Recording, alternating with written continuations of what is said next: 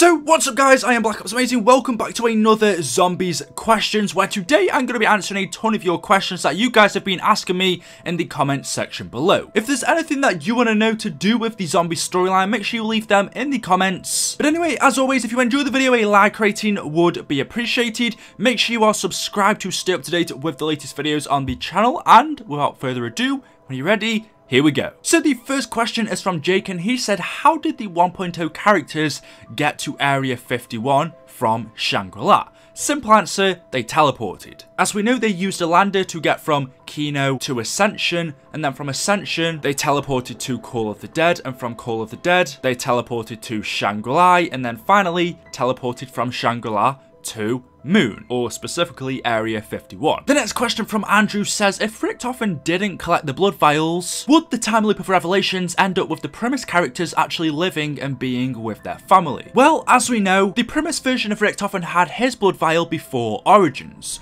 but the other three characters didn't have theirs up until Zetsubou no Shima. Whereas we know at the end of the Zetsubou no Shima Easter egg, the premise characters teleport to Mob of the Dead. And when they get there in the labs under Alcatraz, they collect the victor's blood samples from Richthofen and then leave. They teleport back to Zetsubou no Shima. And once they have these blood vials, now in Revelations, once we complete the Easter egg and the Shadow Man and the Apothecans are defeated, because we drunk those blood vials, that means our characters now don't fade away. If the premise characters never collected the blood samples, once the Apothecans were defeated, because they had killed their former selves, and you could say changed the past, that would mean that these characters now would cease to exist. And so at the end of this Easter egg, with all of this finished, the characters would simply fade away and no longer exist. But because they drank these blood vials, they carry on living. And so as we know, Dr. Monty sees that, he tells them they can't exist in his perfect universe because it can cause a paradox and mess things up, and so sends them to another place. But to answer your question, if they didn't collect the blood vials, simply at the end of Revelations, Richthofen, Takeo, Nikolai and Dempsey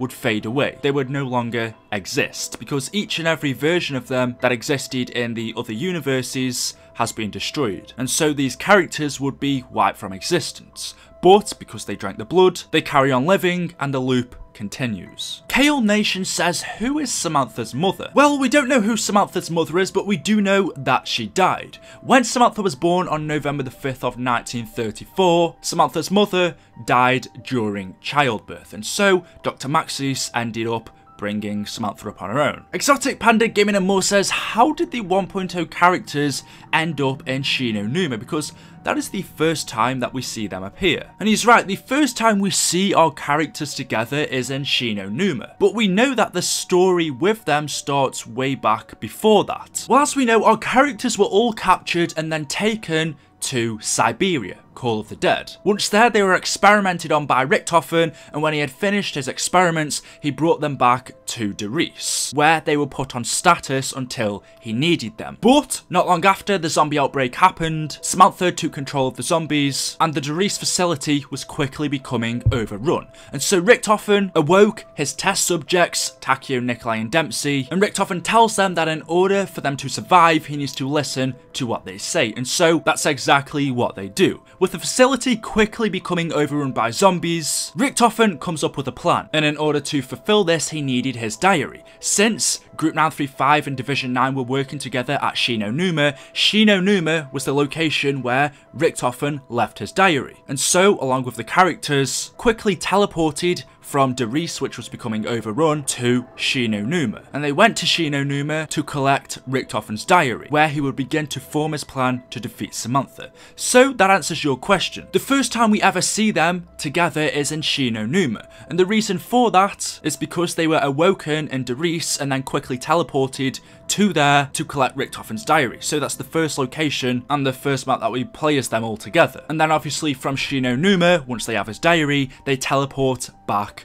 to Derice. The final question from Karen Victor says, why is the robot from Origins behind the Pack-a-Punch machine in The Giant? Well, we've just been talking about Derice, and as we know, The Giant is a remake of Derice, but in the original version of Derice, we never see this robot being built in the background. That is in fact because these robots were never originally built at the Reese. As we know, they were built in an alternate universe in Origins. But because the giant is a Decepto-fracture, because the premise version of Richthofen teleported to the giant to kill his ultimate self, when he did this, this triggered fractures across space and time, causing things from one universe to collide and merge with another universe. And so that is the result of the robot in the giant. It is here because the giant universe seems to have merged with the Origins universe. This universe is a fracture, so it is broke up, it has begun to crack, and these cracks are being filled in with cracks from another universe. I guess that's the best way to explain it, which is basically bits of Origins. So even though these robots are never actually made here, because this is a fracture, that is the reason why we see the robot in the giant. So there we go, that is all the questions I have for you today. I am a little bit short on time, so the video was a little bit shorter than I usually would like to do, but as always, hopefully you have enjoyed. If you have, a like rating would be appreciated.